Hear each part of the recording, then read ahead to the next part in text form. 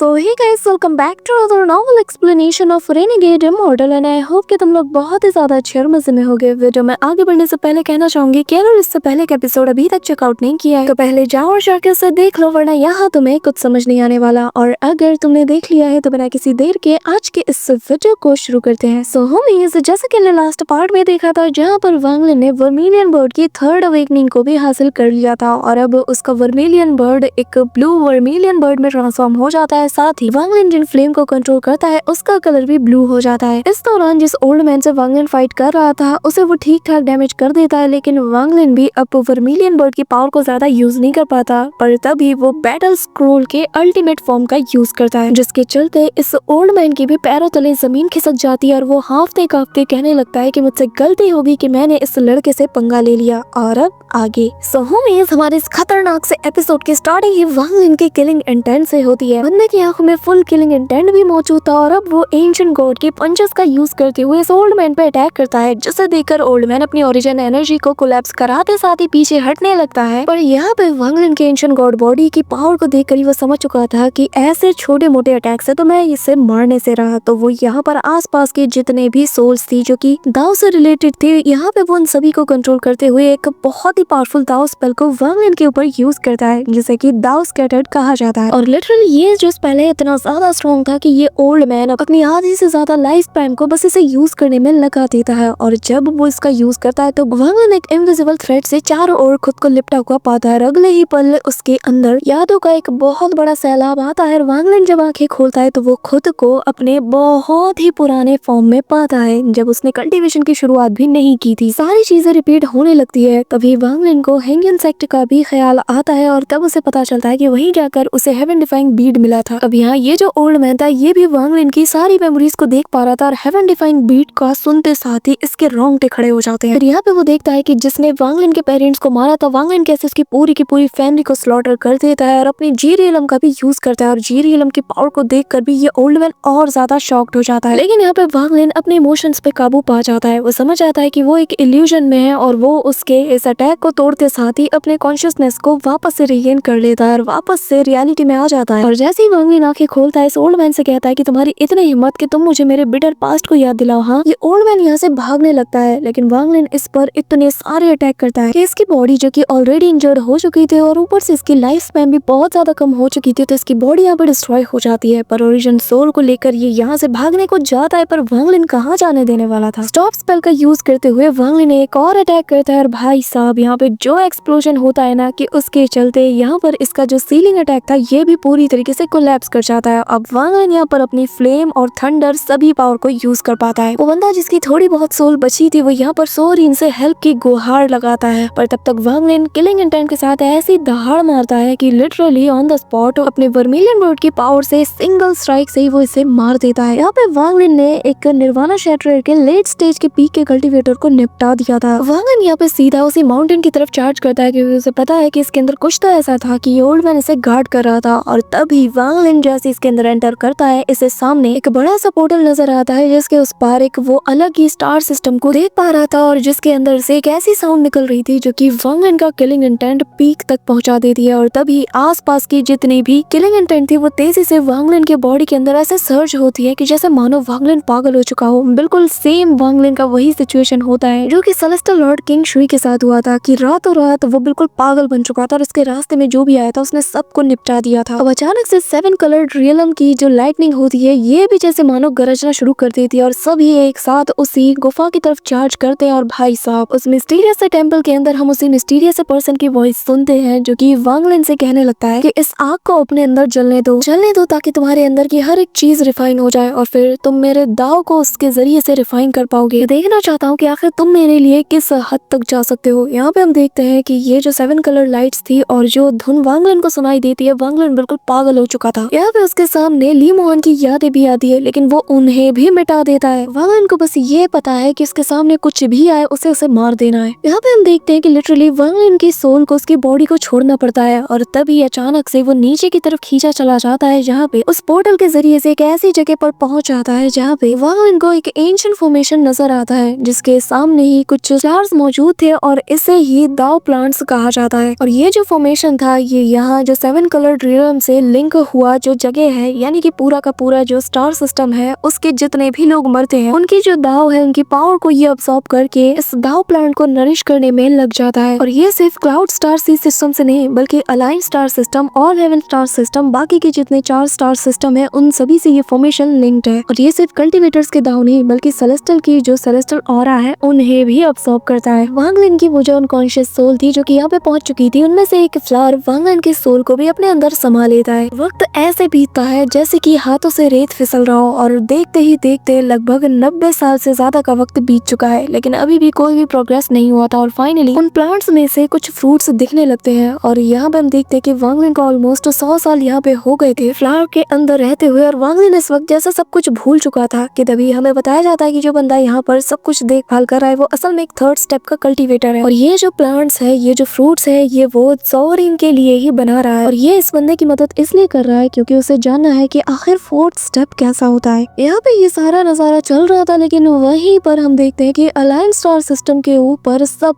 कुछ बदल चुका था। यहाँ पे 4 डिवाइन सेक्ट ने अज़ोन ड्रैगन एम्परर की मदद से पूरे के पूरे अलाइन स्टार सिस्टम के ऊपर कब्जा कर लिया था। यहाँ तक कि जो कॉप सेक्टर था उसके किंग को भी डिफीट करके ये लोग इसे भी अपने साथ मिला लेते हैं। और कल्टीवेशन अलायंस जो था उसका तो नामो निशान तक ही नहीं छोड़ते हैं। और अब ऑल हेवन स्टार सिस्टम के लोग भी उल्टे पैर यहाँ से दौड़ने लगते हैं। और इसी सब के बीच में ताओ शेन भी आजाद हो चुका था और अब वो यहाँ पे आते साथ ही सीधा वांग लिन की ओर देखकर कहने लगता है कि लड़के बस मेरा इंतजार करना क्योंकि मैं आ रहा हूँ। इस दौरान अपने रास्ते में आने वाले वो हर एक बंदे को भी निपटा देता है। लेकिन ताओ शेन इतने सालों बाद आजाद हुआ था तो वो बिल्कुल तांडव मचा देता है। लिटरली हर एक को निपटाने के बाद वो सबसे पहले टारगेट करता है रूलिंग पार्टी यानी कि 4 डिवाइन सेक्ट। और यहाँ अज़ोन ड्रैगन एम्परर को तो भाई वो एक सिंगल स्ट्राइक से ही बिल्कुल ऐसे इंजर्ड कर देता है कि दोबारा ये शायद कभी रिकवर ही ना कर पाए। एक थप्पड़ और इसकी सारी एम्परर गिरी वो निकाल के रख देता है। वो उल्टे पैर अपनी जान बचा के दौड़ता है और अब बाकी के जितने भी लोग थे वो इसके आगे सरेंडर कर देते हैं। और अब 4 डिवाइन सेक्ट के अंदर जो नेवर डाइंग फ्लेम था, जो वर्मिलियन फ्लेम भी कहा जाता है, वो इसे भी बुझा देता है। लेकिन यहाँ पे ताओ शेन का गुस्सा फिर भी शांत नहीं होता क्योंकि उसे लगा था कि वांग लिन शायद यहीं पे होगा और वो हर एक जगह पर जाकर वांग लिन के ट्रेसेस को चेक करता है। फिर चाहे वो ब्रिलियंट व्हाइट सेक्ट ही क्यों ना हो, वहाँ पर जाते साथ ही वो सबसे पहले यहाँ का जो 3rd स्टेप का कल्टीवेटर था यानी कि वही मिस्टीरियस पर्सन, उसे भी ये बुरी तरीके से इंजर्ड कर देता है। यहाँ पे मूविंग में के पास भी जाकर वो वांग लिन के ट्रेसेस का पता लगाने की कोशिश करता है लेकिन उसे कुछ भी नहीं मिलता। पर मूविंग में इस दौरान अपनी सोल को लेकर भागने लगती है। पर ताओ शेन ने यहाँ पे उसके मास्टर यानी कि उस ओल्ड मैन को तो अपने एक स्टार के अंदर रख लिया था, लेकिन उसका इरादा मूविंग में के साथ कुछ और था। पर तब तक वो यहाँ से जा चुकी थी, लेकिन जाने से पहले वो उसकी सोल पर अपना एक मार्क छोड़ देता है। यहाँ पे पूरे के पूरे अलायंस स्टार सिस्टम के अंदर तबाही मचाने के बाद और जब वांग लिन को वो नहीं पाता है तो वो सीधा अपना रुख मोड़ता है रेन सेलेस्टियल रियलम की तरफ, यानी कि न्यू रेन सेलेस्टियल रियलम, जिसे कि किंग लिन ने अपने पावर्स के जरिए से वापस से रिवाइव किया था। और यहाँ जैसे ही वो सील को तोड़ते हुए आगे बढ़ता है तो यहाँ किंग लिन का एक फिगर अपीयर होता है और भाई साहब दोनों एक दूसरे के सामने आते साथ ही जो पावरफुल ऑरा रिलीज करते हैं कि आसपास के जितने भी प्लैनेट्स थे, जितने भी एरियाज थे, सब कुछ शैटर्ड हो जाते हैं। अब यहाँ दोनों एक दूसरे पे हमला करने वाले थे, लेकिन फिर किंग लिन उससे कुछ ऐसा कहता है जो कि फिलहाल के लिए हमें यहाँ पे नहीं बताया जाता, लेकिन जिसके चलते यहाँ पे ताओ शेन को भी पीछे हटना पड़ता है और किंग लिन भी यहाँ से चला जाता है। ताओ शेन बिना कुछ किए बस चुपचाप यहाँ से निकल जाता है। यहाँ पे हम देखते हैं कि लगभग 100 साल से भी ज्यादा का वक्त बीत चुका था और यहाँ पे हम मूविंग में को देखते हैं जो कि एक मिस्टीरियस से जगह पर अपीयर होती है। और यहाँ पर आते साथ ही वो सबसे पहले वांग लिन को याद करती है, मन में कहती है कि उम्मीद करती हूँ कि तुम खुद का ख्याल रखोगे और अब तो मैं भी तुम्हारी हेल्प करने के लिए नहीं आ सकती। ये कहते साथ ही वो वहाँ की मिट्टी से अपनी बॉडी को फॉर्म करना शुरू कर देती है। लेकिन इसी दौरान हम यहाँ पर उसी दाओ प्लांट को देखते हैं जहाँ पर जो फ्रूट था उसके अंदर वांग लिन का जो कॉन्शियसनेस था ये वापस से जाग चुका था और वांग लिन अब पहले से ज्यादा न सिर्फ स्ट्रॉन्ग बन चुका है बल्कि उसकी इंटेलिजेंस भी बढ़ चुकी है। और ये सब कुछ हुआ है तो सिर्फ हेवन डिफाइंग बीट की वजह से, यानी कि वांग लिन की जो सोल थी वो इस प्लांट ने ऑब्जर्व नहीं किया था बल्कि उस हेवन डिफाइंग बीट के चलते वांग लिन अभी भी सही सलामत था। लेकिन हम वांग लिन को देखते हैं जहाँ पर वो अपनी आंखें खोलता है और इस बार इसकी आंखों में जो किलिंग इंटेंट था ना, रेनेगेड इमोर्टल के अब तक के जितने एपिसोड हो या फिर मैं कहूँ जितने चैप्टर हमने देखे हैं उसके लेवल का है ही नहीं। जिस दाव फ्रूट के अंदर वांग वांगलिन था ये इसके लिए एक बहुत बड़ी अपॉर्चुनिटी बन चुकी थी। वहीं दूसरी तरफ हम टाओशन को देखते हैं जो कि बाकी के सारे जो स्टार सिस्टम है और जो सेलेस्टियल रियल्म्स है उन तक को भी छान मार चुका था, लेकिन वांगलिन उसे कहीं पे भी नहीं मिलता और अब बचा था बस एक स्टार सिस्टम यानी कि क्लाउड सी स्टार सिस्टम। तो अब वो उसी की ओर बढ़ते हुए कहने लगता है कि एक बार बस तू मेरे हाथ में लग जा, तूने मुझे जो इतना इंतजार कराया है ना, मैं सबसे पहले इसका बदला तुझसे लूंगा। इसी के साथ जैसे ही क्लाउड स्टार सी सिस्टम में वो एंट्री मारता है वो पावरफुल ऑरा वो रिलीज करता है कि रैंक 9 से लेकर जो रैंक 9 के बिल्कुल फॉरबिडन एरिया वाला जिसे कि सबसे ज्यादा खतरनाक एरिया कहा जाता है, वहां तक का जो फॉगी एरिया था वो भी ऐसे कांप उठता है। सारे के सारे बड़े बड़े सेक्ट मेंबर्स अपने अपने सेक्ट से बाहर निकलते हैं और जब इतनी जायंट से फिगर को ये आसमान पे देखते हैं ना, जो कि अपने डिवाइन सेंस को चारों ओर फैला के वांगलिन की तलाश करने लगता है, लेकिन तब भी उसे यहाँ कुछ भी नहीं मिलता। आसपास के बीस्ट हो या फिर कल्टीवेटर्स हो, सभी लोग ऐसे पूरी तरीके से फ्रीज हो जाते हैं। यहाँ पे टाओशन समझ चुका है कि अगर वांगलिन यहाँ किसी भी स्टार सिस्टम में नहीं है तो हो सकता है वो आउटर रियलम में मौजूद होगा, क्योंकि इनर रियलम को तो वो बिल्कुल छान मार चुका था, कहीं पे कुछ नहीं मिला। कि तभी उसे ख्याल आता है कि आउटर रियलम यानी कि एंशिएंट स्टार सिस्टम जहाँ से कि खुद एंशिएंट गॉड टूसी भी बिलोंग करता है। अब यहाँ पे उसकी बची कुछ मेमोरीज का सहारा लेते हुए वो समझ जाता है कि आखिर उसे कैसे उस आउटर रियलम में एंट्री मारनी है। तो वो उसी मिस्टीरियस से फॉर्मेशन वाले इलाके में पहुंच जाता है, लेकिन जाहिर है अगर इस फॉर्मेशन को दो अलग अलग रियलम को सेपरेट करने के लिए लगाया गया होगा तो ये कोई स्ट्रॉन्ग फॉर्मेशन ही होगा, कोई मामूली फॉर्मेशन तो होगा नहीं। लेकिन टाओशन यहाँ पे अपनी ताकत पे बहुत ज्यादा घमंड करता है, वो यहाँ पे पंचेस मार के फॉर्मेशन डिस्ट्रॉय करने की कोशिश करता है, लेकिन तभी हम देखते हैं कि जो 5 स्पिरिट्स थी ये यहाँ पे अवेकन हो जाती हैं, जिनमें से 2 जायंट से स्वॉर्ड का रूप ले लेती है, एक यहाँ पर व्हाइट कलर की जायंट नेट का रूप लेती है और एक बहुत बड़े से बीस्ट में ट्रांसफॉर्म हो जाता है। और जो लास्ट वाला था ये कहीं ना कहीं वांगलिन के कार्मा विप जैसा दिख रहा था। और जब चारों मिलकर इस पे अटैक करते हैं ना तो यहाँ पे टाओशन को भी पीछे हटना पड़ता है। सबके सब टाओशन पे नजर रखे हुए थे कि आखिर यहाँ ऊपर चल क्या रहा है। पर यहाँ पे हम देखते हैं कि टाओशन जो कि बिल्कुल सटक चुका था गुस्से के मारे, वो यहाँ पे कसम खाता है कि एक बार मैं स्ट्रॉन्ग बन जाऊँ सबसे पहले इस बंदे को निपटाऊंगा जिसने कि मुझे रोकने के लिए यहाँ पर इतने पावरफुल फॉर्मेशन को सेट किया है। यहाँ पे हम देखते हैं कि टाओशन इस हद तक पागल हो चुका था कि वो इमीडिएटली अपने स्टार के अंदर मौजूद 2 थर्ड स्टेप के कल्टीवेटर की पावर का यूज करता है। साथ ही वो अपने ट्रेजर्स को भी यहाँ पे डिस्ट्रॉय करने के लिए रेडी था, बस कैसे भी करके उसे इस फॉर्मेशन को तोड़कर उस जगह पे एंट्री मारनी थी जहाँ पे वांगलिन मौजूद है। लिटरली वो यहाँ पे एक थर्ड स्टेप के कल्टीवेटर के समेत अपने जो पावरफुल ट्रेजर्स है जिनमें से वो गॉड स्लेइंग स्पेयर भी था, उन सभी को एक साथ चला के मारता है। लेकिन इस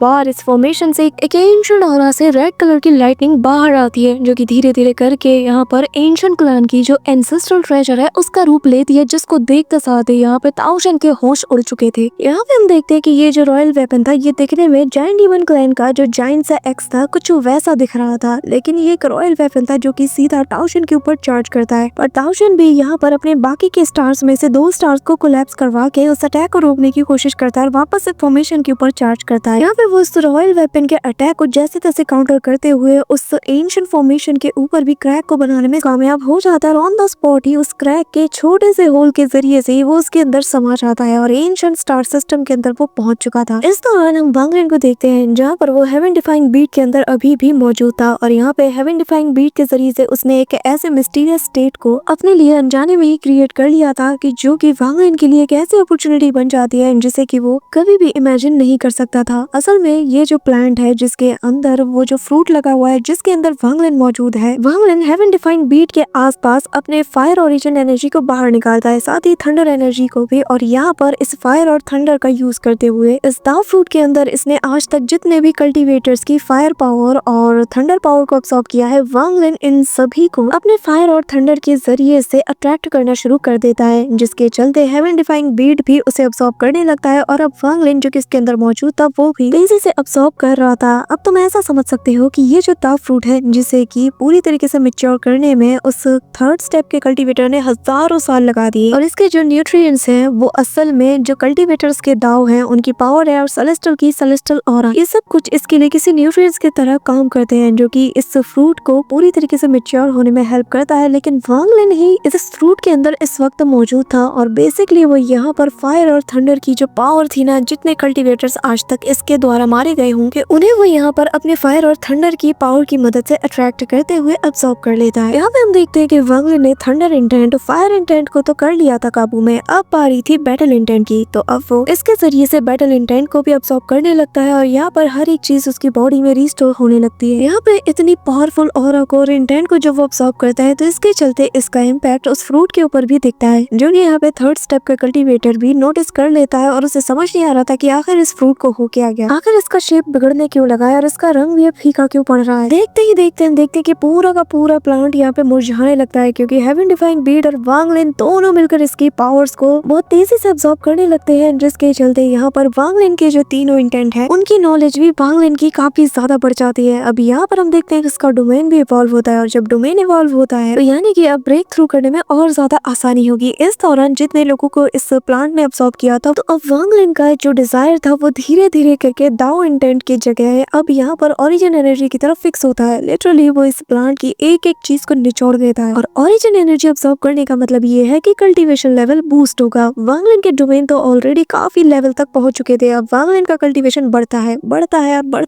बढ़ते निर्वाणा क्लेंजर के अर्ली स्टेज से लेकर मिड स्टेज पे जाते हैं, फिर जाते जाते ये लोग लेट स्टेज के पीक पे पहुंचते हैं। लेकिन यहीं पर बात खत्म नहीं होती, यहाँ पे इसकी कल्टीवेशन बूस्ट होते होते निर्वाणा शैटर तक को भी क्रॉस कर चुका था, और अब वो अर्ली स्टेज को क्रॉस करते हुए मिड स्टेज की तरफ बढ़ने लगता है। यहाँ पे हम देखते हैं कि हेवन डिफाइंग बीट भी, जो कि वांग लिन के साथ ही पावर्स को अब्सॉर्ब कर रहा था, अचानक से वांग लिन इसे रोक देता है ताकि सारी पावर्स अब वांग लिन की तरफ जाए। इसके चलते यहाँ पर हेवन डिफाइंग बीट के अंदर से बहुत ही मिस्टीरियस सी फ्लक्चुएशन होने लगती है, जिसके चलते एक इल्यूशनरी यहाँ पे गेट ओपन होता है, जिसे देखकर ये बंदा सोच में पड़ जाता है कि आखिर यहाँ पे चल क्या रहा है, क्योंकि यहाँ पर ये जो प्लांट था जिसके अंदर वांग लिन मौजूद था ये पूरी तरीके से ड्राई हो चुका है। लेकिन तभी यहाँ पे सामने जो गेट अपीयर होता है उसके अंदर से एक टेरिफाइंग सी ऑरा बाहर आती है, जिसे फील करते साथ ही यहाँ पर ये जो थर्ड स्टेप का कल्टीवेटर था ये उल्टे पर भागते हुए कहने लगता है कि ऐसा नहीं हो सकता, lord of the sealed realm ऐसे वापस नहीं आ सकते, आखिर ऐसा कैसे हो सकता है। पर तब तक हम देखते हैं कि इसकी बॉडी यहाँ पे पूरी तरीके से डिस्ट्रॉय हो चुकी थी। इस दौरान हम ताओशन को देखते हैं, जो कि यहाँ पर इस आउटर रियलम में आके काफी ज्यादा खुश तो था, लेकिन इस दौरान वो जो फॉर्मेशन था जो कि दोनों रियलम को एक दूसरे से दूर रखे हुए था, अचानक से इसके अंदर से इसकी जो लास्ट स्प्रिट थी ये बाहर निकलती है, जो कि एक टेरिफाइंग सी ऑरा को रिलीज करता है, और एक गोल्डन कलर का टोकन सभी को नजर आता है। यहाँ पे ताओशन इस ऑरा को फील कर पा रहा था, हालांकि वो काफी आगे निकल चुका था, लेकिन इनर रियलम के जब लोग इस ऑरा को फील करते हैं तो वो लोग भी बिल्कुल सहम से उठते हैं। आउटर रियलम के जो लोग थे, जितने कल्टीवेटर थे, जब वो इस पावर को फील करते हैं तो उनमें से एक मिस्टीरियस सा थर्ड स्टेप का कल्टीवेटर था, जो कि वही पास से ही गुजर रहा था। जब वो इसे फील करता है तो वो हैरानी के साथ कहने लगता है कि ये तो सील्ड रियलम के लॉर्ड की ऑरा है, क्या वो सच में वापस आ चुका है। अब यहाँ पे एक चीज मैं क्लियर कर दूं कि वांग लिन ने जब हेवन डिफाइंग बीट को ओपन किया तो उसके अंदर से जो ऑरा आई तो ये एक मिस्टीरियस से डोमेन के अंदर फैला था, और जो ऑरा इस टोकन से निकल रही है ये असल में सील्ड रियलम और आउटर रियलम के बीच का जो फॉर्मेशन है वहां से आ रही है। इस दौरान रेन सेलेस्टियल रियलम में मौजूद टेंपल के अंदर हम किंग लिन को देखते हैं, जहाँ पर वो भी काफी ज्यादा एक्साइटेड हो जाता है और आंखें खोलकर कहता है कि फाइनली मेरे टीचर वापस आ गए। इस दौरान जो क्लाउड सी स्टार सिस्टम का जो फॉगी एरिया है रैंक 9 का, जहाँ पर की गॉड सेक्टर मौजूद है, उसके एक सीक्रेट चैम्बर के अंदर हम एक छोटे से बच्चे को देखते हैं, जहाँ पर वो भी किंग लिन की तरह सेम एक्सप्रेशन देखकर कहने लगता है कि मास्टर आ चुके हैं। इस दौरान हम विंड सेलेस्टियल रियलम से लेकर बाकी के सेलेस्टियल रियलम में भी देखते हैं, जहाँ पर एक ओल्ड मैन और एक लेडी दोनों ही सेम वक्त पर आंखें खोलती है इस ऑरा को फील करके। इस दौरान हम वांग लिन को देखते हैं, जहाँ पर अब वो हेवन डिफाइंग बीट के बाहर आ चुका था, और यहाँ पर हम देखते हैं कि वो जो बंदा था थर्ड स्टेप का कल्टीवेटर, जिसकी सोल जो है यहाँ पे बच गई थी, वो अब जैसे ही वांग लिन को देखता है तो उस पर अटैक करने को चाहता है, क्योंकि उसका प्लान ये था कि इस बंदे को मारते साथ ही मैं हेवन डिफाइंग बीट को अपना बना लूंगा। लेकिन वांग लिन तब तक हेवन डिफाइंग बीट का वो जो गेट अपीयर हुआ था उसे देखते साथ ही वापस से मिस्टीरियस फॉर्म में चला जाता है, और अचानक से उसका पैर आगे बढ़ता है, और जैसे गेट पे बढ़ता है तो यहाँ पर वापस से एक जायंट सा पाम अटैक उससे बाहर निकलकर इस बंदे से टकराता है। ये बंदा जानता था कि यहाँ पर अपनी ओरिजिनल बॉडी में ना होने के चलते ये इसका कुछ भी नहीं बिगाड़ सकता, तो अब वो यहाँ से एस्केप करने लगता है। इस दौरान हेवन डिफाइंग बीट भी अब शांत हो जाता है और वांग लिन को लेकर सीधा उसकी बॉडी के पास पहुंच जाता है, और हम वांग लिन को इतने टाइम बाद अपनी बॉडी में पाते हैं। और यहाँ पे जैसे ही वो आंखें खोलता है वो फील कर पाता है कि हालांकि उसकी जो कल्टीवेशन है वो निर्वाणा शैटर तक पहुंच चुकी है, लेकिन ये उसके सोल फॉर्म में था। लेकिन उसकी बॉडी में जब उसकी सोल जाती है तो उसकी कल्टीवेशन निर्वाणा क्लेंजर के लेट स्टेज के पीक पे थी। इसी के साथ हम देखते हैं कि वांग लिन की बॉडी अब पहले से ज्यादा स्ट्रांग होने लगती है। साथ उसके फोरहेड पर 6 स्टार एंशिएंट गॉड के मार्स के अलावा एक नया स्टार जो कि उसके फायर और थंडर की पावर से बना था वो भी ग्लो करता है। वहीं दूसरी तरफ हम ताओशन को देखते हैं, जहाँ पर उसने जमीन आसमान एक कर दिया था, लेकिन एंशिएंट स्टार सिस्टम के अंदर पे भी उसे वांग लिन कहीं पे नहीं मिलता। वहीं दूसरी तरफ वांग लिन भी अच्छे से जानता है कि ताओशन उसे ढूंढने के लिए निकल चुका होगा, तो फिलहाल के लिए उसे ज्यादा से ज्यादा स्ट्रॉन्ग बनना है और अपने मॉस्किटो बीस्ट को भी और ज्यादा स्ट्रॉन्ग करना होगा। इस दौरान उसकी नजर जाती है मास्टर क्लाउड सोल पे, अब वांगलिन की कल्टीवेशन इतनी ज्यादा बढ़ चुकी है, साथ ही मास्टर क्लाउड सोल ने अभी